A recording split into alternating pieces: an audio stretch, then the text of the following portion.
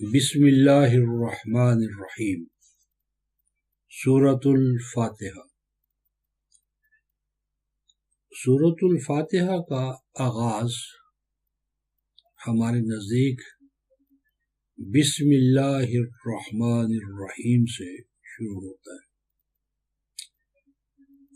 ہمارے نزدیک بسم اللہ الرحمن الرحیم سورۃ الفاتحہ کی پہلی آیت ہے۔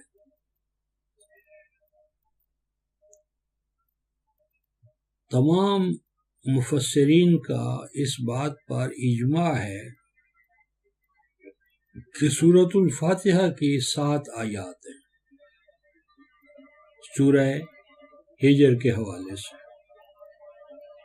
سورۃ الحجر میں ارشاد الہی ہے وَلَقَدْ آتَيْنَاكَ سَبْعًا مِّنَ الْمَثَانِي وَالْقُرْآنِ الْعَظِيمِ کہ اے اللہ کے رسول، بلا شبہ ہم نے آپ کو ایک تو 7 مثانی عطا کی ہیں، اور وہی 7 المثانی جو ہیں انہی کو قرآن عظیم کہا گیا ہے، یا سبع من المثانی کے ساتھ ساتھ آپ کو قرآن عطا کیا گیا ہے۔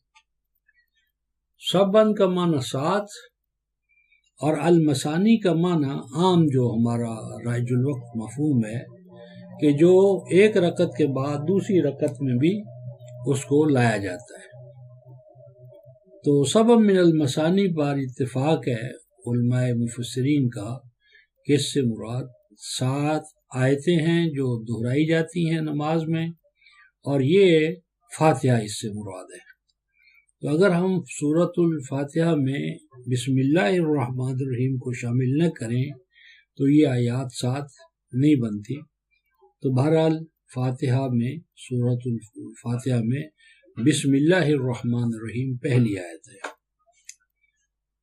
دوسری بات یہ ہے کہ سورۃ الفاتحہ میں جو مصطلحات ہیں، ٹرمنالوجی ہے قرآن کی، اس کا ترجمہ کرنا یا ان کا ترجمہ کرنا کافی مشکل کام ہے۔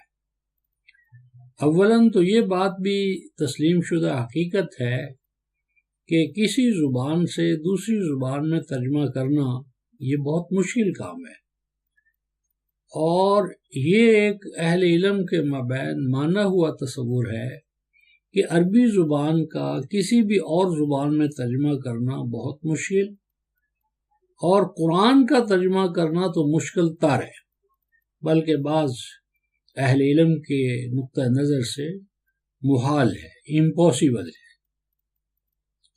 تو اس لیے پھر ترجمے کی بجائے ترجمانی کا اسلوب اختیار کیا جاتا ہے کہ اس مفہوم کو جو آپ کے ذہن پر قرآنی آیات کو پڑھ کر مرتب ہوتا ہے، آپ اس مفہوم کو دوسری زبان میں ادا کرتے ہیں۔ اور ہمارے نزدیک تو اس سے بھی اگلی بات ہے، اور وہ بات یہ ہے کہ قرآن کی جو مصطلحات ہیں ان کا تو ترجمہ کرنا ویسے ہی ناممکن ہے۔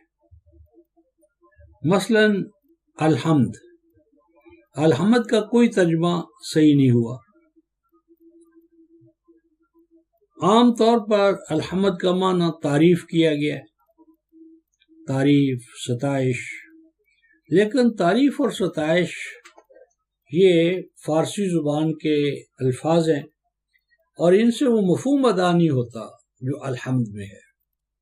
یعنی الحمد کے مفہوم میں جو جامعیت ہے، کمپریہنسونیس ہے، وہ اردو میں یا کسی اور زبان میں منتقل نہیں ہو رہی، ہو بھی نہیں سکتی۔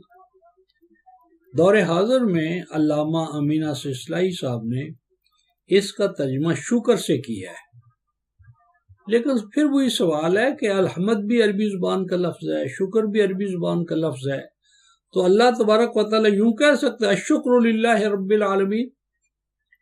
تو اللہ پاک نے الشکر کا لفظ عربی زبان میں ہونے کے باوجود اور قرآن میں استعمال کرنے کے باوجود کیوں نہیں استعمال کیا؟ اگر ہم کہتے ہیں کہ شکر سے مفہوم ادا ہو جاتا ہے، تو یہ پھر اللہ تبارک و تعالیٰ کے ہاں سے کیوں اس لفظ کو، شکر کو، الحمد کے مقام پر کیوں استعمال نہیں ہوا؟ نہیں کیا گیا۔ تو اصل یہی ہے کہ کوئی بھی لفظ من کل الوجوہ کسی دوسری زبان میں منتقل ہونا مشکل، اور عربی مبین کا کسی اور زبان میں منتقل کرنا مشکل تر، اور مصطلحات قرآن کا ترجمہ کرنا تو کسی اور زبان میں ناممکنات میں سے ہے۔ اس لیے ہم نے جو ترجمانی میں اسلوب اختیار کیا ہے وہ یہ ہے کہ ہم مصطلحات کا جو ترجمہ ہے وہ اپنی اس ترجمانی میں نہیں کریں گے۔ یعنی مثلا الصلاۃ ہے تو الصلاۃ کو ہم نماز سے تبدیل نہیں کریں گے۔ اسی طرح زکوٰۃ ہے، فسق ہے، فجور ہے، کفر ہے، ایمان ہے، اسلام ہے، یہ جو بنیادی قرآن کے الفاظ ہیں ان کو ہم اسی طرح رہنے دیں گے ایز اٹ از، اور پھر اس کے بعد ان کا جو مفہوم ہے قرآن کے اپنے بیانات کے مطابق اس کو ضمیمے کے طور پر ضمیمہ لکھ کر اس ضمیمے میں ان الفاظ کی ہم وضاحت کر دیں گے۔